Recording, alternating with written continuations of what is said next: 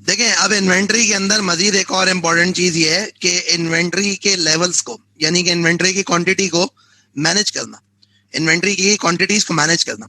मतलब क्या हो गया, देखो मैं आपको इसकी मिसाल देता हूँ कि आप सोचें कि अगर एक फैक्ट्री चल रही है, एक फैक्ट्री चल रही है, तो उस फैक्ट्री के अंदर क्या होता है, उस फैक्ट्री के अंदर होता ही है कि एक बाकायदा तौर पे प्रॉपर प्रोसेस होता है, जिसके बाद जो है ना मशीन उस कंडीशन में आती है जहाँ पे वो मशीन प्रोडक्शन कर सके। मतलब यानी कि मशीन को एक सर्टेन लेवल ऑफ हीट देनी पड़ती है, एक सर्टेन लेवल ऑफ टेम्परेचर पे मशीन को ले जाया जाता है, फिर उसके साथ साथ जो है ना उस मशीन का एक बाकायदा तौर पे प्रॉपर सेटिंग होती है, फिर उसके बाद रॉ मटेरियल डाला जाता है, तो फिर प्रोसेसिंग होती है और प्रोडक्ट बनती है।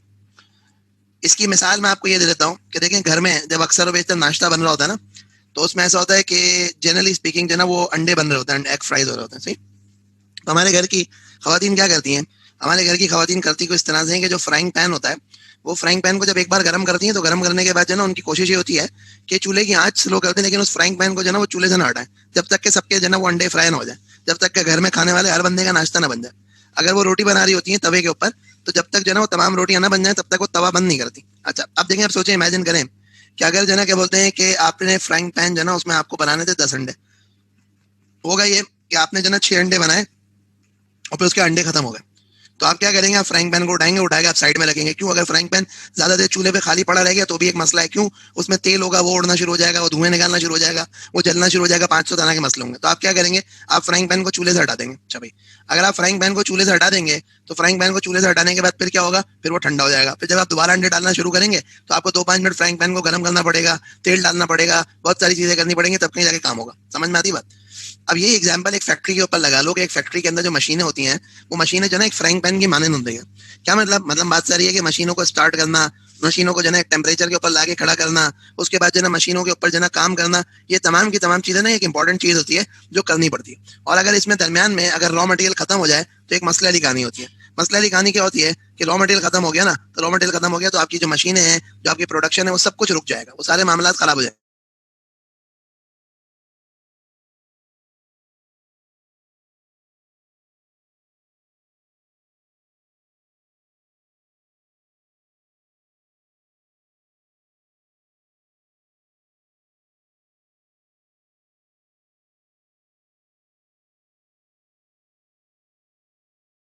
तो ये एक मसले वाली कहानी है। तो रॉ मटेरियल का जो खत्म हो जाना है ये कहलाता है स्टॉक आउट।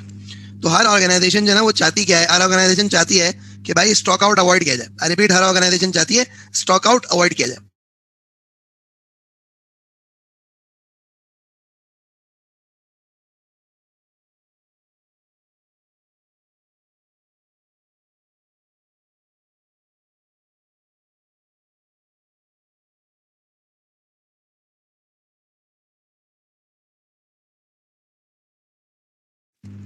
हाँ, मतलब सामान कम हो, कम ना हो, पूरा अवेलेबल होना चाहिए। यस। अच्छा, आप देखें, जो स्टॉक आउट होता है ना, उस स्टॉक आउट की कॉस्ट होती है। वो स्टॉक आउट की कॉस्ट क्या होती है, वो मैं आपको थोड़ा सा समझा देता हूँ। स्टॉक आउट की कॉस्ट ये होती है कि स्टॉक आउट की कॉस्ट के अंदर ना आप देखें, सोचें एक फैक्ट्री चलती हुई फैक्ट्री बंद हो गई। बंद होने के बाद क्या होगा, बंद होने के बाद होगा ये कि आपके पास जो है वो आपकी जो लेबर है, वो लेबर फारग बैठ जाएगी। तो लेबर आइडल हो गई। पैसे तो देने ना लेबर को, आपने दिन भर के लिए हायर किया था, मटेरियल आपके पास नहीं है, लेबर का क्या कसूर? सही है, तो आपकी लेबर क्या हो गई, लेबर आइडल हो गई। अच्छा, उसके बाद जो है ना आपके पास जो ओवरहेड की कॉस्ट है, वो ओवरहेड की कॉस्ट आपकी इंकर होती जाएंगी। अब ओवरहेड की कॉस्ट क्या इंकर होती जाएंगी, बिजली, बिजली की कॉस्ट। अच्छा भाई, रेंटल की कॉस्ट, उसके अलावा इंश्योरेंस की कॉस्ट, उसके अलावा जो है ना आपके पास जो है वो सिक्योरिटी की कॉस्ट, वगैरह वगैरह वगैरह वगैरह। 500 तरह की वो कॉस्ट होती हैं जो कि एक इदारा इंकर कर ही रहा होता है, इरिस्पेक्टिव ऑफ के प्रोडक्शन करे ना करे। अब अक्सर ऐसा होता है कि देखें, ये तो हमने छोटी छोटी मिसालें ली ना। अक्सर ऐसा होता है कि भाई आपका जो रॉ मटेरियल है ना, वो रॉ मटेरियल आपको इंपोर्ट करना है। अब इंपोर्ट करने के अंदर ना 50 दिन लगेंगे रॉ मटेरियल को पाकिस्तान पहुंचने में। तो क्या 50 दिन इंतजार करोगे? तो ये 50 दिन की जो कॉस्ट है स्टॉक आउट की कॉस्ट, इसको आपको बेयर करना पड़ेगा। आई रिपीट, ये जो 50 दिन की कॉस्ट है स्टॉक आउट की, इसको आपको बेयर करना पड़ेगा।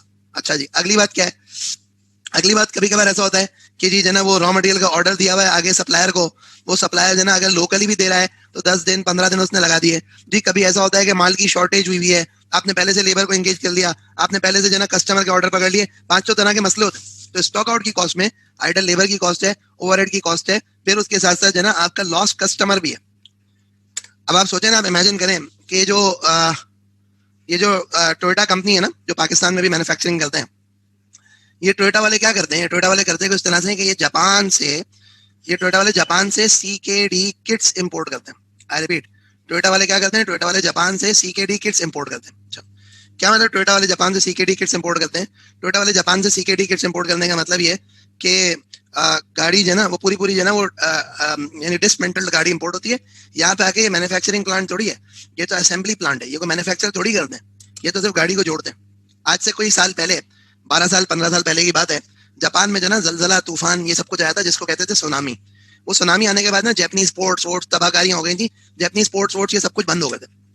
तो हुआ कुछ इस तरह से कि जब ये तबाहकारियां हो गई ना तो इनके पास जो है ना वहां से जापान से नॉर्मली अगर 30 डेज के अंदर आ जाती थी ना CKD किट्स, तो इनके पास ऐसा सिचुएशन हो गई कि इनको 180 दिन तक जो है ना वो CKD किट्स नहीं मिली. जिसकी वजह से हुआ ये कि इनके जो कस्टमर थे वो इनके कस्टमर इनको ऑर्डर्स दे के पैसे दे के बैठे हुए थे. अब वो कस्टमर को आपने दी में डिलीवरी डेट जी 60 डेज बाद, जी 90 डेज बाद, वो कस्टमर कब तक बर्दाश्त करेगा? कस्टमर बोलेगा ला भाई पैसे वापस दे. दिमाग खराब थोड़ी मेरा कि मैं तुम्हारे लिए जो है 180 दिन का इंतजार करूंगा. तो अल्टीमेटली व्हाट हैपेंस इज कि मैं आपको जो समझाना चाह रहा हूँ ना वो मैं आपको समझाना ही चाह रहा हूँ बात को कि आप देखें, आप बात समझिएगा. वो बात ये है कि सर जब जो है ये स्टॉक आउट हो गया तो स्टॉक आउट हो गया तो प्रॉब्लम वाली कहानी हो गई. तो स्टॉक आउट जब भी हो जाता है तो स्टॉक आउट होते वक्त आपको कस्टमर भी लॉस्ट होता है, आपका लेबर भी आइडल पड़ा होता है, आपका ओवरहेड का भी नुकसान हो रहे होते हैं, मल्टीपल तरह के इश्यूज होते हैं जो आप फेस कर रहे होते हैं.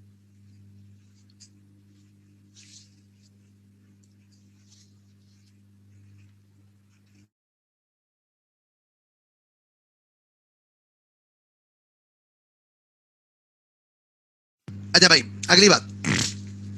तो basically what happens is customers को लूज आउट भी नहीं करना, स्टॉक आउट भी नहीं होने देना. अच्छा, तीसरी एक इंपॉर्टेंट चीज जो है ना वो मैं आपको समझाता हूँ. और तीसरी इंपॉर्टेंट चीज जो है ना वो ये है कि you have to maintain competitive position.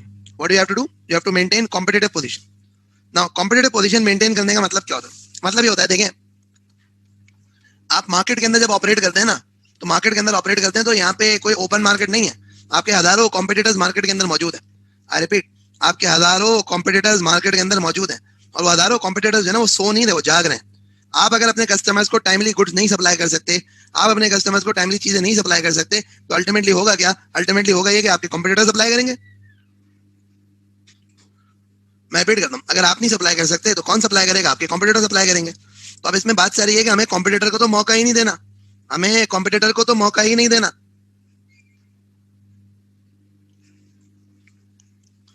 आप समझ रहे हैं? हमें कॉम्पिटिटर को तो मौका ही नहीं देना. यस सर, सही है, सही. हाँ, यस सर, सही है, समझ में. सही है ना?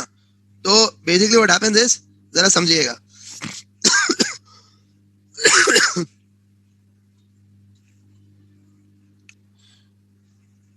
Now so generally speaking this is what is important कि आपको इतनी इन्वेंट्री की क्वांटिटीज, आपको अपनी इन्वेंट्री के लेवल्स को मेंटेन करना है. और जब आप अपनी इन्वेंट्री के लेवल्स को मेंटेन करोगे तो खुद ब खुद जो है ना वो आपके पास कहानी हो जाएगी.